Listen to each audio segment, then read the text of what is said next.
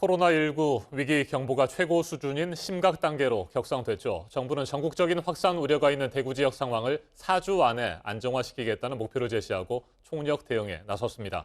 보건복지부 부대변인을 지낸 박기수 고려대 환경의학연구소 교수 자리에 함께했습니다. 어서 오십시오. 네, 안녕하십니까? 네, 교수님. 어제까지 공식적으로 발표된 확진자 833명이고요. 사망자는 8명에 이릅니다. 현재까지의 상황 어떻게 분석하고 계십니까?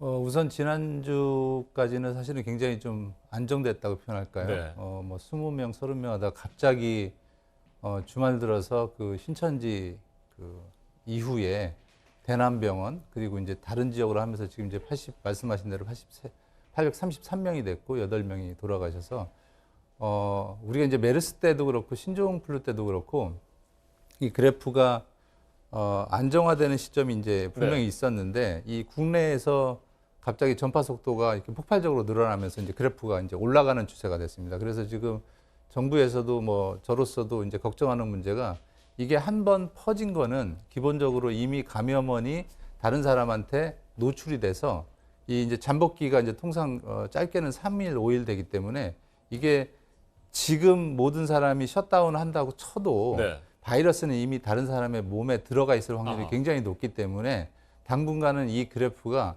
한꺼번에 뭐 하루 이틀 정부가 열심히 노력한다 아니면 저희들이 노력한다 해서 꺾어질 상황이 아니기 때문에 2, 3일 정도는 기본적으로 일단 위로 올라가는 추세를 그릴 것 같고요. 다만 어제 정부에서도 발표를 한 게 1주, 2주가 고비라고 하면서 각종 집회나 그다음에 이제 학교 문제, 심지어는 이제 법원까지도 이제 휴정을 하지 않았습니까? 그러니까 그런 측면에서 1주, 2주가 고비고 이 중에서 이제 개인들의 역할, 그다음에 정부가 얼마나 진단하고 치료를 잘하는지 이런 게 이제 종합적으로 평가가 되면 앞으로 이제 그래프가 좀 변곡점으로 해서 꺾일지 아니면 그래도 조금이라도 더 올라갈지는 이제 지켜봐야 될 상황인 것 같습니다. 1주, 2주가 고비라고 하는 정부의 분석. 이걸 뭐 다른 표현으로 보면 잘만 지금 상황을 진정시킨다고 한다면 1주, 2주 뒤에는 안정화 국면으로 다시 접어들 수 있다. 이렇게 봐도 되는 겁니까? 예, 그렇습니다. 이제 갈 수도 있는 거죠. 왜냐하면 지금 현재로서는 이제 잠복기가 통상 1주, 길게는 2주인데 문제는 이제 이 바이러스의 가장 큰 특징이 전파 속도가 빠르다는 겁니다. 쉽게 얘기하면. 그래서 독감은 통상적으로 이제 뭐 1.3이라는 표현을 쓰는데 10명이 13명, 13명이 한 15명 정도로 걸리는데 지금 이 현재 코로나19 같은 경우에는 WHO 등에서 비교하면 2.5, 3 정도 얘기를 합니다. 무슨 얘기인가 하면 한 명이 걸리면 그 다음에 3명한테 전파가 되고 3명이 9명, 9명이 27명, 27명이 51명. 그래서 그냥 놔두면 이 지금 최근에 전파 속도 보면 숫자가 막 2배 이상 계속 증가하지 않습니까? 이제 그게 이런 전파 속도를 반영을 하기 때문에 다만 이거를 이제 꺾일 수 있는 어떤 요인이 뭐냐면 가장 큰 게 서로 간에 그러니까 바이러스를 몸에 지니고 있는 사람과 안 지닌 사람이 거리를 멀리 떨어뜨리는 상황이 가장 중요합니다. 그래서 현재 지금 그런 노력을 위해서 정부가 각종 이제 후원을 한 거고요. 그래서 아마도 지금 상황에서 보면은 현재적인 노력을 가능하면 중간적으로 이 아까 얘기한 재생산 지수 그게 1 밑으로 떨어지면 자연히 소멸이 되는 거거든요. 그래서 지금 현재 정부가 하고 있는 노력들이 이른바 이 전파 속도를 떨어뜨리려고 하는 노력이고 또 국민들도 적극적으로 협조를 하면 아마 어느 정도는 좀 내려가지 않을까 싶습니다. 네, 그러니까 감염자와 비감염자가 어떻게든지 접촉하지 않도록 하는 조치가 지금 굉장히 시급한 상황이잖아요. 네, 그렇습니다. 네, 그런데 대구 경북 지역의 경우에 감염자가 누구인지 이것을 파악하는 것이 중요하고 그래서 이제 어느 정도의 증상만 있으면 전수조사를 실시한다고 하는데 이 전수조사를 다 감당할 만한 능력이 현재 됩니까? 의료계에서 말이죠. 그래서 지금 정부의 고민도 그렇고 왜 그러냐면 이런 일들이 2015년도 그렇고 신종플루도 보면 기본적으로 원래 예상하지 못한 상황이었거든요. 그래서 대구 인력도 보면 지금 현재로서는 뭐 이미 음압병상도 대처하기 어려운 상황이 됐고 어제 정부에서 얘기한 거 보면은 기본적으로 2만 7천 명 정도 대구가 이제 한 290만 정도 되는데 그중에 한 1% 정도가 앞으로 이제 감기나 유사한 걸로 걸릴 수 있다고 해서 진단을 다 2만 8천 명 전수조사를 하고 그다음에 이제 신천지 성도들도 또 지금 한 3천 명 조사를 하려고 하는데 이거가 사실은 감당하기가 굉장히 어렵거든요. 그래서 지금 이제 외부 이제 자원봉사 의료 인력이나 다른 분들이 와서 검사를 하고 진단을 하는 건데 아마도 현실적으로 이 4주라는 이제 네. 얘기를 한 게 2주 정도는 우리가 이제 이 감염병을 예방할 때 가장 얘기를 많이 하는 게 진단하고 치료하고 예방이라는 표현을 씁니다. 그래서 2주 동안은 아마도 이제 진단을 잘 하고 그다음에 나머지 2주는 치료. 항상 지금 보면은 나은 환자들의 치료 패턴을 보면 2주 정도면 치료가 가능하다. 그래서 대구 지역에서는 2주 정도 진단을 하고 나머지 2주는 치료를 해서 4주면은 될 거라고 보는데 이것도 뭐 지금 현재 또 비판적인 분들은 그건 아주 이제 시나리오대로 네. 움직이는 거다라고 하고 있고 이거는 역시 또 지켜봐야 될 문제 같아서 조심스럽긴 합니다. 네. 뭐 유치원부터 초중고등학교, 대학교까지 개학이 연기가 됐습니다. 그럼에도 불구하고 계속해서 우려가 나오는 것은 중국인 유학생들 문제입니다. 네. 뭐 각 대학들 그리고 정부에서 대책을 세우고 있습니다만 이 부분에 대한 우려 어떻게 보십니까? 네, 그렇습니다. 지금 이제 중국에서 들어오실 그 유학생들이죠. 네. 유학생들이 아마도 한 3만 명 정도 아직도 남아 있다고 하는데 여기서부터 이제 좀 그 국민들의 생각이 많이 바뀌는 것 같아요.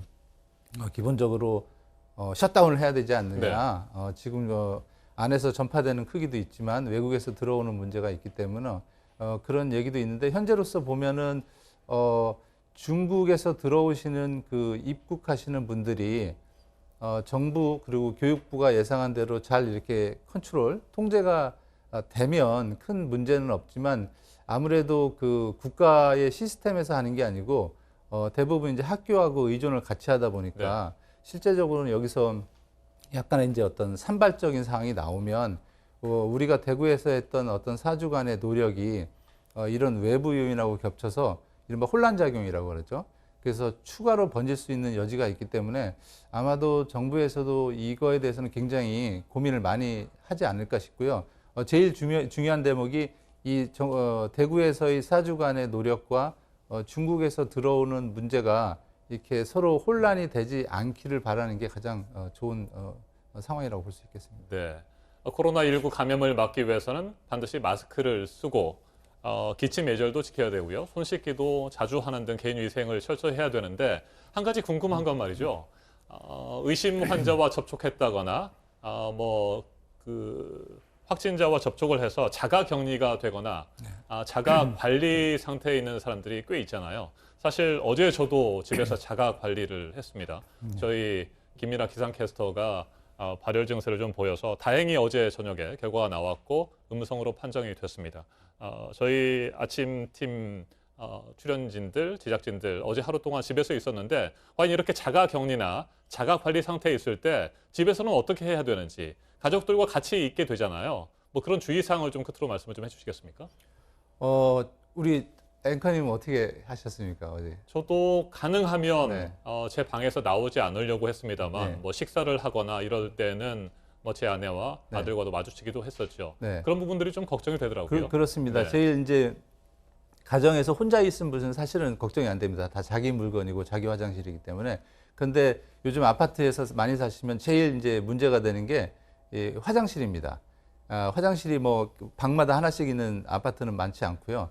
교통점이 결국 화장실이기 때문에 네. 제일 중요한 게 이제 서로를 안 마주치려고 하는 거는 분명히 잘 작동이 되고 있는 것 같아요. 근데 다만 이 같이 쓰는 물건들, 수건, 그 다음에 뭐 치약 칫솔이나 이런 거를 뭐 같이 쓰지는 않지만 거기서 접촉하면서 다른 걸 만진단 말이죠. 그 다음에 화장실에서의 변기를 누를 때 이 버튼도 그렇고, 그렇죠. 그런 또 특히 중요한 게 문고리, 이런 거를 같이 만지면서 거기서도 집에서도 이제 마스크는 잘 쓰세요. 대부분 보면. 근데 마스크를 쓰고 본인이 뭐 다른 거를 하면서 순간적으로 보면 코를나 입을 이렇게 만지는 경우가 굉장히 많습니다. 네. 그리고 다시 또 마스크를 쓰고 또 화장실도 가고 다른 걸 한단 말이죠. 그래서 자기의 호흡기는 잘 보호를 하는데 이런 교착점에서 보호가 안 되기 때문에 결국엔 집에서 가정에서 자가격리 했는데도 걸리는 경우가 있기 때문에 필히 집에서 만약 한다면 최근에는 저 같은 경우는 장갑을 쓰시고 마스크를 같이 하시고 식사 같은 경우에는 별도로 하시는 게 네. 예를 들면 뭐 외부에서 시켜서 먹는 방법도 있고 식당하고 그러니까 우리 부엌이죠. 부엌, 식탁 테이블, 화장실을 중점적으로 따로 쓰게 하는 게 가장 효율적인 방법일 것 같습니다. 네. 어제 집에서 하루 격리되면서 생활하면서 또 하나 궁금증이 좀 생겼습니다. 밖에 뭐 장을 보거나 뭐 쇼핑 같은 것들을 할 수 없기 때문에 때로는 식사를 시켜서 먹게 되기도 하고요. 온라인으로 상품을 배달시키기도 하는데 미리 뭐 온라인으로 결제를 하면 상관이 없습니다만 카드로 또 직접 현장에서 결제를 해야 되는 상황이 있잖아요. 배달이 왔을 때. 이런 때는 어떻게 해야 되는 건가요? 그 이른바 짜장면을 네. 시켰다 이러면은 그 제일 이제 접촉점이 카드를 줄 수도 그렇죠. 있고요. 뭐 현금을 줄 수도 있는데 사실은 이 현금 같은 경우에는 돈에 바이러스가 묻으면 현금은 이렇게 뭐 엄청나게 빳빳하고 그런 현금이 많지 않기 때문에 기본적으로 대부분 사면이 됩니다.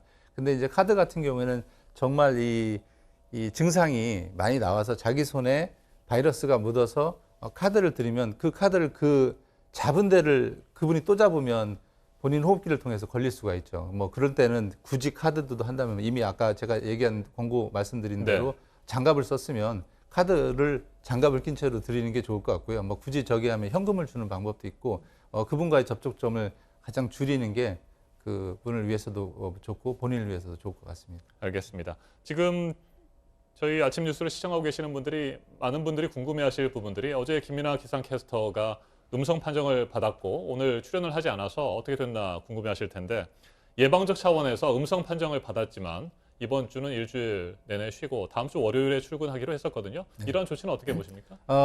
매우 좋죠. 네. 왜냐하면 지금 국민들도 우려하시는 것 중에 하나가 가끔 보면 우한 교민도 그렇고 음성을 판정을 받았는데 몸에 음성이라는 거는 몸에 바이러스가 일부 있을 수도 있습니다. 근데 판정이라는 디텍터가 음성이다라고 그냥 판정을 하는 것뿐이지 네. 이게 뭐 플러스 마이너스가 딱 떨어지는 게 아니거든요. 그래서 우리 그 캐스터 분께서 뭐 앞으로 뭐 양성으로 나올 가능성은 없지만 그래도 그런 가능성을 일주일 정도면 충분히 예방을 하고 관찰을 할 수 있기 때문에 아주 뭐 효과적인 방법이라고 할 수 있겠습니다. 알겠습니다. 음성 판정을 받으신 다른 분들도 참조하시면 좋을 내용인 것 같습니다. 오늘 여기까지 듣겠습니다. 박규수 고려대 환경의학연구소 교수였습니다. 말씀 잘 들었습니다. 네, 고맙습니다.